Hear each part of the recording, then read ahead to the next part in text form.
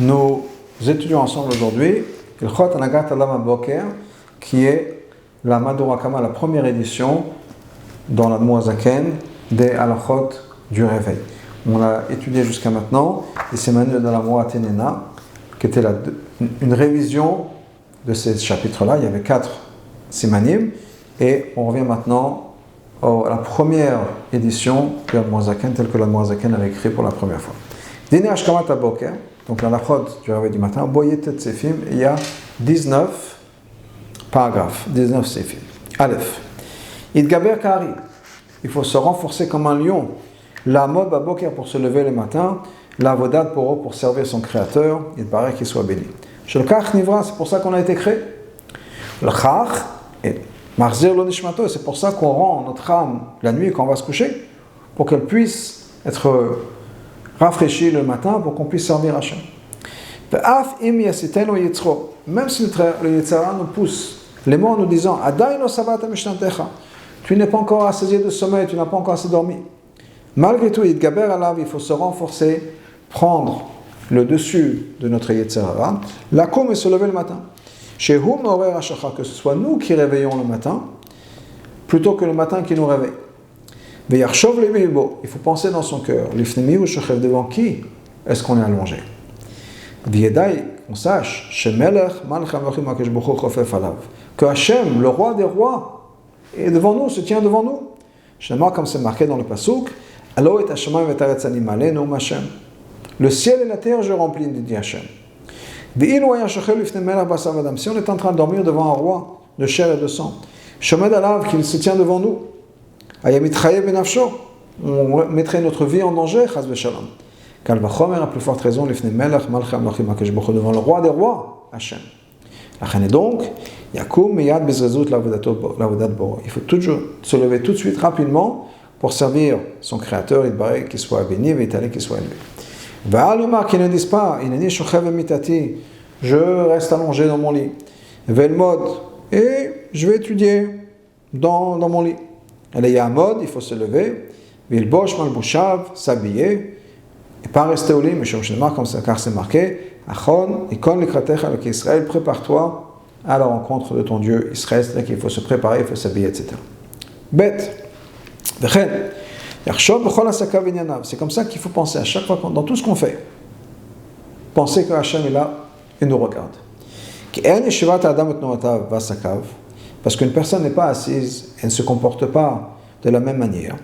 Quand on est seul à la maison, comme la manière dont on est assis ou on bouge, devant un grand roi. On ne se comporte pas de la même manière. Et on ne dirait pas tout ce qui nous sort, tout ce qui nous vient en tête, ouvrir la bouche. Iman Shebeto avec notre famille, ou Kovav et les gens qui nous sont proches, qui dit quand on est assis devant le roi, on ne se comporte pas de la même manière, on ne dit pas de la même manière, on n'agit pas de la même manière, on ne parle pas de la même manière, etc. Quand chacun a la plus forte raison, que chez Yassim, Adam et Libo, quand une personne va faire attention, que le grand roi, le roi des rois Hachem, où la terre est remplie de son honneur, c'est lui Omed Alaf, c'est lui qui se tient devant nous. Il regarde ce qu'on est en train de faire. Comme c'est marqué dans le verset, si quelqu'un va se cacher, et moi je ne veux pas le voir. Donc Hachem, nous dit Hachem. Donc quand on réfléchit à ça, à travers toutes nos journées, tout ce qu'on fait, mais il y a tout de suite, tout de suite on aura la crainte, l'humilité, mais pas de la crainte qu'on a devant le Créateur, on va toujours avoir une certaine honte, un certain respect par rapport à Hachem. On se comporte différemment parce qu'on a ce qu'on appelle l'Yirat Shamayim, la crainte de Dieu, et donc on voit la présence d'Hachem devant nous. Et il faut être conscient de ça. Gimel. Il ne faut pas avoir des gens qui se moquent de nous. Pourquoi est-ce qu'ils se moquent? Les gens qui se moquent de notre service d'Hachem. On marche avec la kippa dans la rue, on met en prix. Des fois, on a besoin de prier en public, à l'aéroport, ou autre chose. Ou bien quelqu'un à qui on demande de mettre les tefillin dans la rue. Il ne faut pas avoir honte. Mais s'il y a des gens qui se moquent de nous, il ne faut pas répondre avec la chutzpah. Pas répondre de manière dure ou insolente. Pour pas qu'on acquiert cette midala, d'avoir la chutzpah. Ça, c'est pas quelque chose qu'on veut faire. Même si ce n'est pas lié avec le service d'Hachem, il faut se comporter de belle manière, pas de manière avec la chutzpah, de manière insolente, et donc on ne prend pas l'habitude de répondre comme ça. Dalet. Si la personne ne peut pas se lever avant que le jour se lève. Mais comme malgré tout, ne pas rater l'heure de la tefila, là où il y a un minyan. Donc ne pas se lever plus tard, au moment où on rate le minyan. Hey, Tov Lomar, c'est bien de dire, Miyad Keshiyor Mishnato, dès qu'on se réveille, Modeh Ani Lefanecha, je te remercie Hashem, je suis reconnaissant devant toi. Melech Chai Vekayam, un roi qui est vivant et existant. Sherzata Binishmati, tu m'as ramené, tu m'as rendu ma neshama. Bechemla, avec miséricorde. Rabba Emunatecha, grande est ta confiance en moi. On n'a pas besoin de faire Netilat Yadayim Negel Vaser avant de faire Modeh Ani. Même si nos mains sont sales parce qu'on a dormi sans vêtements et que les mains ont peut-être touché des parties couvertes du corps, parce qu'il n'y a pas de sainteté dans les mots de ce texte-là de Modeh Ani. Il n'y a pas de nom de Dieu. Parmi les noms qu'on ne peut pas effacer. Melech, ça ne fait pas partie des noms d'Hachem qu'on ne pourrait pas effacer. Les noms d'Hachem qu'on peut effacer, c'est Yud Kevavke, Shin Dalet Yud, Elokim, etc. Ça n'en fait pas partie. Mais on n'a pas le droit de prononcer des mots de Torah. Prononcer. Si on n'a pas encore fait Netilat Yadayim, on n'a pas encore fait Negel Vaser, et bien sûr, Birkat Torah. Parce que dans les mots de Torah, il y a la Gdusha. Aval Mutar, la rêve de Torah, on a le droit de penser des paroles de Torah, quand les mains sont sales, c'est-à-dire avant de s'être lavé les mains. Vav, quelqu'un qui se réveille. Et tout de suite, il s'est levé debout, il s'est mis debout. Il se réveille, il saute du lit, il est debout. Au Karov le Mita, on dit qu'il est plus proche de la mort que de la vie. C'est-à-dire que c'est dangereux. Donc on ne fait pas faire ça. Dès qu'on se réveille, on ne peut pas sauter du lit tout de suite. Il faut attendre un petit peu, Kodem She'emod avant de se lever. Donc on s'assied sur le lit, et après, on se lève. Zayn. Afalpi même. Que d'après la halakha du Talmud, la halakha stricte, au niveau de Niglé, au niveau de l'Agmara, on n'a pas besoin de se laver les mains dès qu'on se réveille. Et là, mais Racha, il a l'air benatayim, on peut marcher entre temps. Et c'est aussi permis, d'après la halakha, de toucher ses vêtements avant de faire Netilat Yadayim. Mais comme malgré tout, les sages du Zohar nous ont prévenus et nous ont avertis de manière très forte. Chez l'ol, l'air de ne pas marcher, même 4 coudées, avant de s'être lavé les mains le matin. Aussi, ils ont prévenu. Chez l'ol, de ne pas toucher ses vêtements, avant de faire Netilat Yadayim. Toute personne qui a la crainte de Dieu, Yachmir l'atzmo qui est vrai à Zohar, doit faire attention à faire comme le Zohar. C'est-à-dire de ne pas marcher avant d'en faire Netilat Yadayim. Et les coutumes n'est même pas, si possible, même pas mettre les pieds par terre avant. Et toute personne qui fait attention à ce qu'il fait, Isaac doit faire attention. Chez Miyad, chez Yom, chez Nato, que dès qu'il se réveille, il est yadav de faire Netilat Yadayim. Même s'il ne va pas encore mettre les pieds par terre, même s'il ne va pas se lever, même s'il ne va pas marcher, mais dès qu'on se réveille, après, on fait Modeh Ani, on fait Negel Vaser, même si on va rester au lit. On avait dit plutôt que ce n'est pas la bonne chose de rester au lit, mais même si la personne va rester au lit pour une raison ou une autre, mais c'est bien de faire Netilat Yadayim tout. C'est pourquoi, même si la personne va rester au lit. Mais quand on fait ça, par ça, on va être sauvé de la possibilité de faire Shirvat Zera Levatala, d'avoir une émission de semences en vain. Tête. Tov lahashkim kodem ora boker. C'est bien de se lever avant même le lever du jour. Lehitchanen lifnei boro. Pour supplier, c'est pour prier devant Hachem. Vetov, et c'est bien. Shitchanen beshaot shemishtanot hamishmaot. C'est bien de prier au moment où les gardes se changent. C'est-à-dire qu'il y avait des gardes dans le Beth Amikdash. Et toutes les 4 heures, il y avait un groupe différent de gardes dans le Beth Amikdash. Et on dit que ça correspond à ce qu'il y a dans le ciel aussi.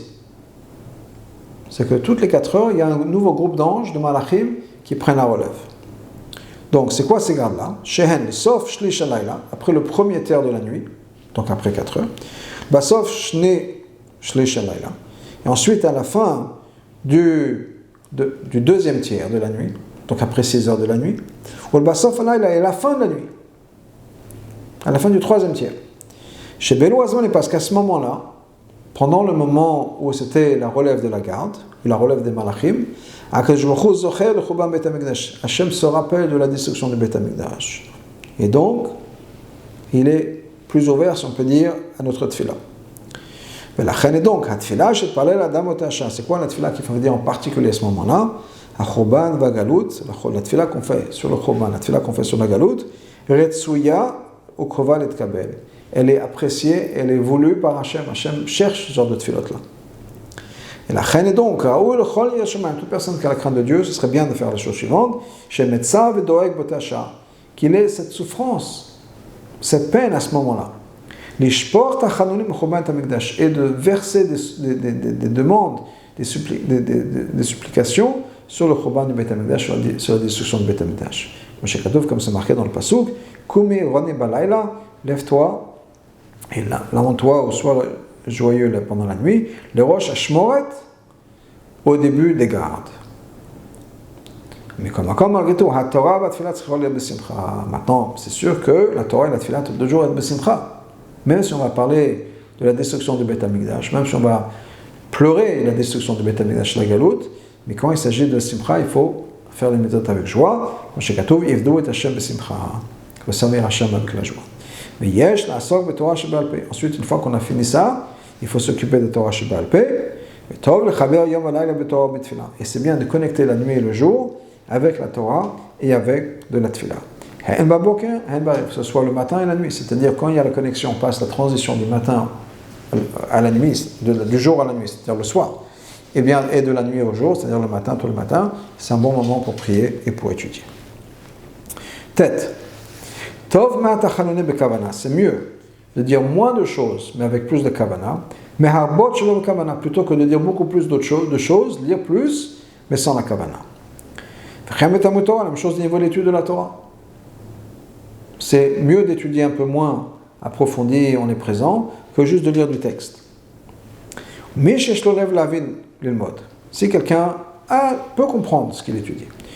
Tov lo lilmod, c'est mieux qu'il étudie, mais l'arbot betachanun que de rajouter dans les prières. Encore une fois, on ne parle pas de la tefila niveau basique. La tefila, il faut la faire. On parle de rajouter des choses, des trinot et des bakashot pour les secondes Beth Amikdash. Si quelqu'un peut étudier, c'est mieux qu'il fasse ça.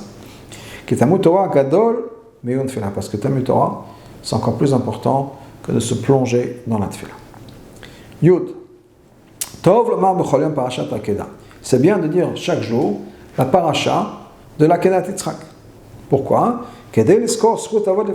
Pour rappeler à Hachem le mérite de nos ancêtres, de nos patriarches, Avraham et Yitzhak. Et aussi pour nous, pour contrôler un peu notre Yetzer Hara, pour qu'il puisse servir Hachem. Et on se dit que Moshe Masar Yitzhak Nafsho, de la même manière qu'Yitzhak était prêt à donner sa vie pour Hachem, qu'est-ce que Hachem nous demande? Un petit effort, on devrait le faire. Aussi, c'est bien de dire Parashat Aman. Pourquoi? Pour avoir cette émouna que toute notre parnassa, tout ce qu'on a mangé vient de Hachem. Chez Kanaya Beman, parce que c'est comme ça que c'était avec la man. Chez Shgach HaKadosh Baruch Hu, Hachem a fait attention, la tête, le chol echad, donner à chaque personne, Omer la golgolet, le chol nefashot beto. Un Omer qui est une mesure pour chaque individu dans chaque maison. Chaque famille, la personne qui était responsable de la parnassa trouvait exactement, quand elle allait chercher la manne, un Omer par personne. Comme chez Katouf, comme c'est marqué dans le Pasuk, Vayemodo ba Omer, ils ont mesuré avec le Omer. Velo hidi famarbe, si quelqu'un avait pris plus, il n'en avait pas plus à la fin dans son panier.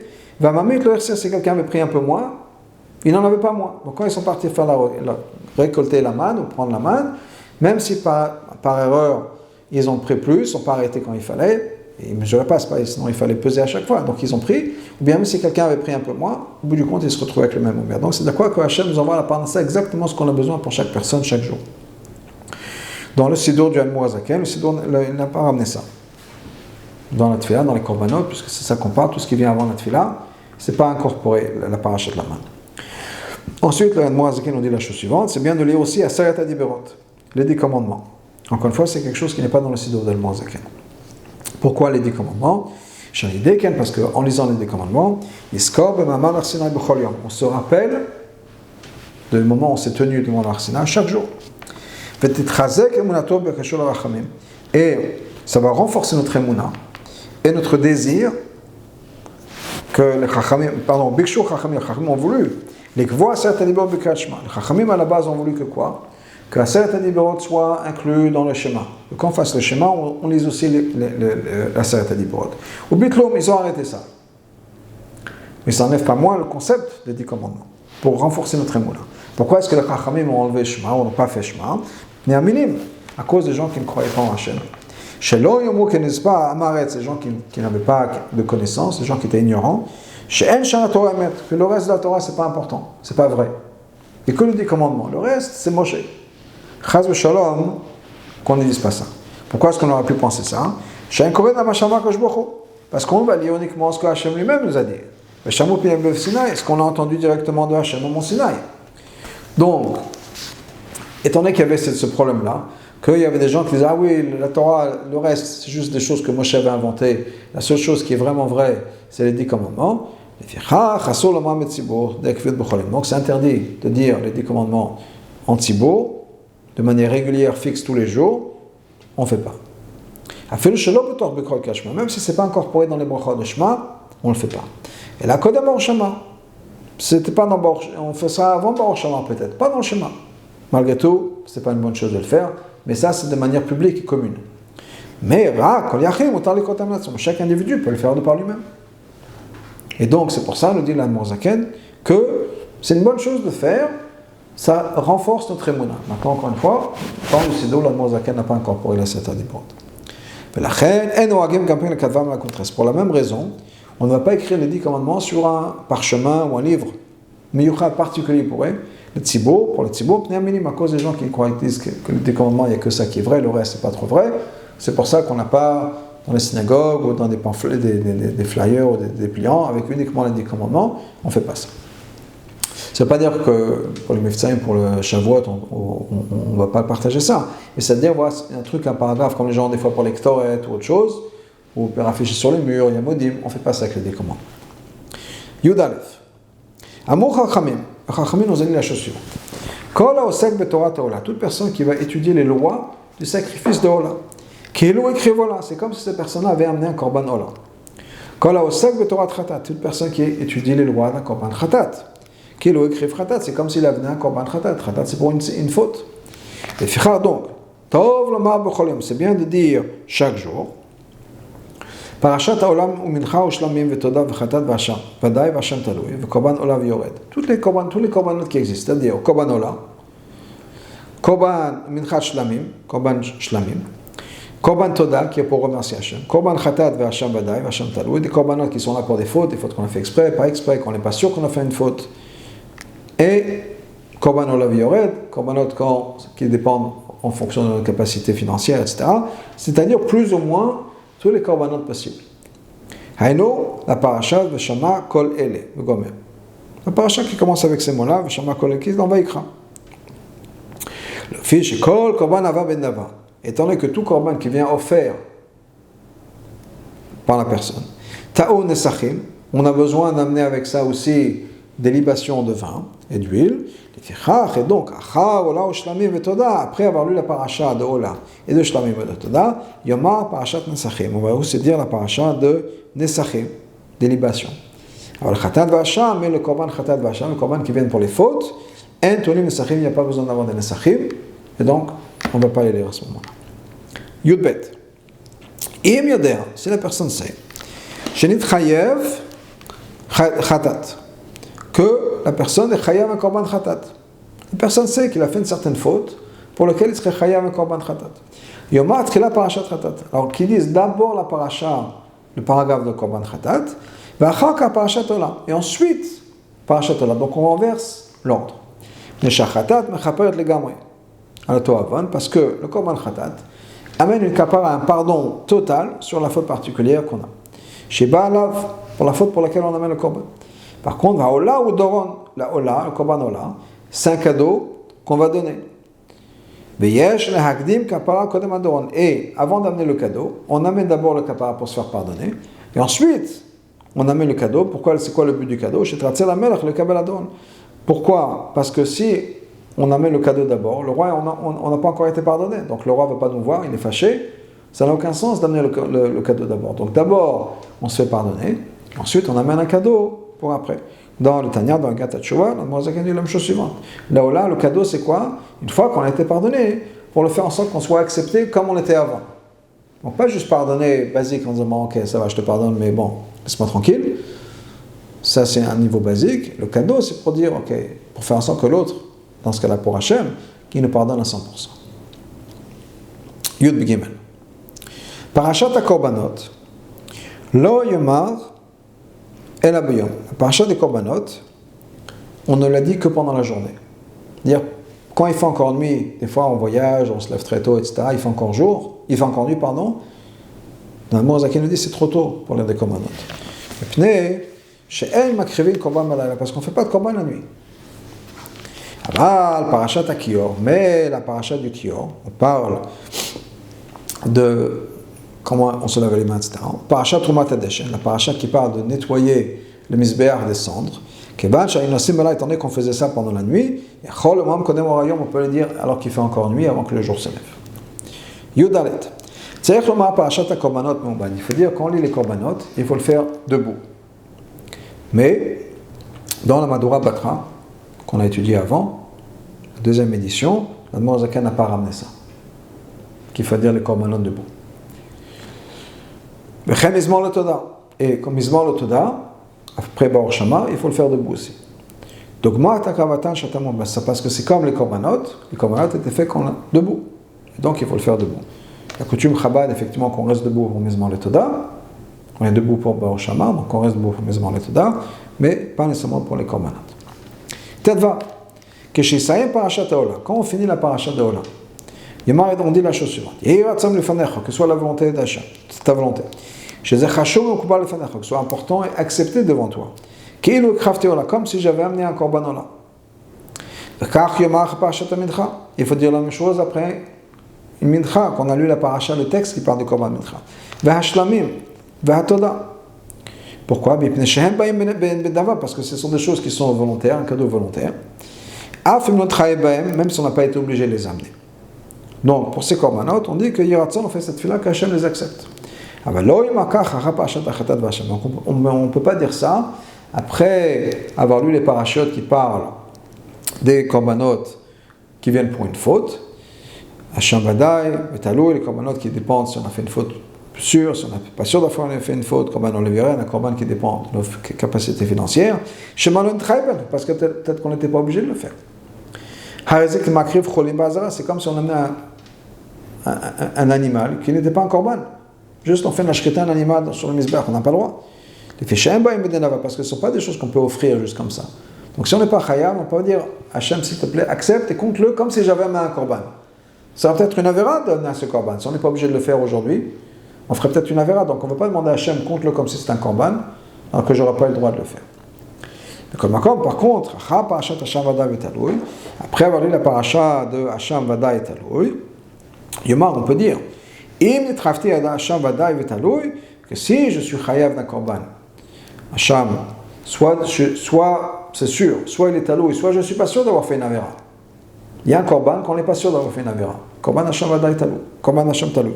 Dans ce cas-là, il peut dire, tant que de toute façon c'est un korban qui vient au cas où, alors on peut dire, soit la volonté d'Hachem, chez Zechachou, que soit compté, et on dit, donc comme si j'avais ce korban-là, parce que maintenant, s'il n'était pas obligé, c'est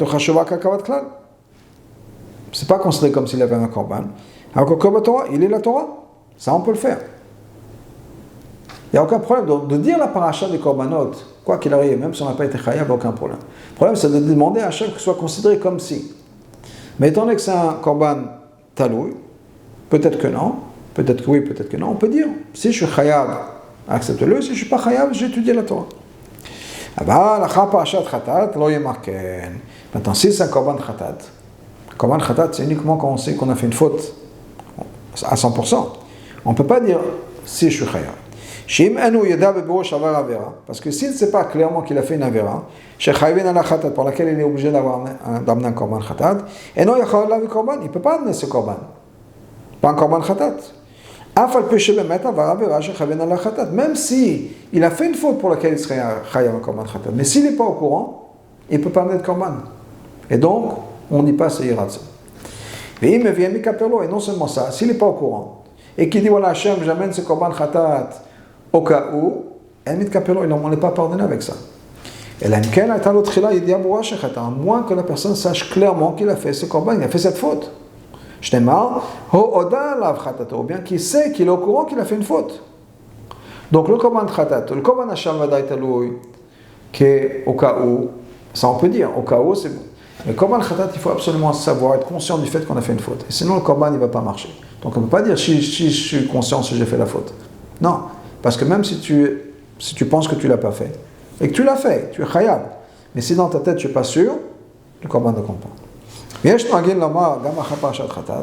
en a qui ont l'habitude de dire, après avoir dit la parashat khatat, im nitchayavti, au cas où je suis chayav,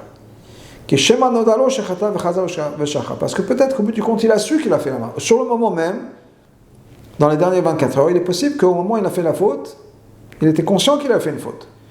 Mais 10 heures plus tard, 12 heures plus tard, il a oublié. Et donc, au cas où, il peut dire ça. Tetzain. Shabbat ve Yom Tov.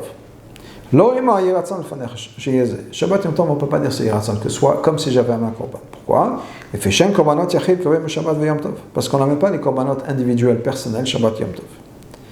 Ah, la parachute, NFC Loma. Mais on peut dire les parachutes. Donc de lire les korbanot, il n'y a pas de souci.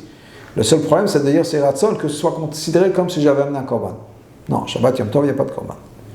Pourquoi il n'y a pas de problème de lire les parachutes? Koreba Torah, on étudie la Torah. C'est comme si quelqu'un lisait le Chumash, il arrive à la paracha des korbanot, Zav, et il lit ça. Il n'y a aucun souci. Comme Imeno Amaretz, mais si c'est quelqu'un qui sait étudier, Mutav, chez Yasok Parashatayim, c'est mieux d'étudier les choses d'aujourd'hui, de lire les korbanot de Shabbat, etc. Yud Zayin. Erev Pesach, B'chol HaMoed Shel Pesach, Be'erev Yom Kippourim. La veille de Pesach, Chol HaMoed Pesach, ce qui veut dire plus ou moins tout le Pesach, parce que Pesach, on va dire, on parle de Mizmor de Toda, Shabbat Yom Tov on ne dit pas de toute façon, donc c'est uniquement les jours de Chol HaMoed, et Erev Yom Kippour, Lo Yima Parashat Toda, on ne dit pas Mizmor de Toda, ou bien la partie qui parle des Korbanot Toda. Pourquoi? Parce que dans le Beth HaMikdash, on n'amenait pas le Korban Toda pendant Pesach, Erev Yom Kippour. Moshe Ber B'Siman Taf Chav Tet et Taf Resh Dalet. Donc dans la chod de Pesach et la chod de Yom Kippur. Yudchet. Tov lomar im hakorbanot. C'est bien de dire avec quand on dit les korbanot, le pasuk v'shachat oto al yerech hamizbach tzafona, qu'il va faire la shrita sur le côté nord du mizbeach. Pourquoi? Pnei sheyesh b'midrash, parce que c'est marqué dans le midrash. Amar HaKadosh Baruch Hu, Hashem nous dit, me'id ani alay shemayim v'aretz. Je prends comme témoin le ciel et la terre.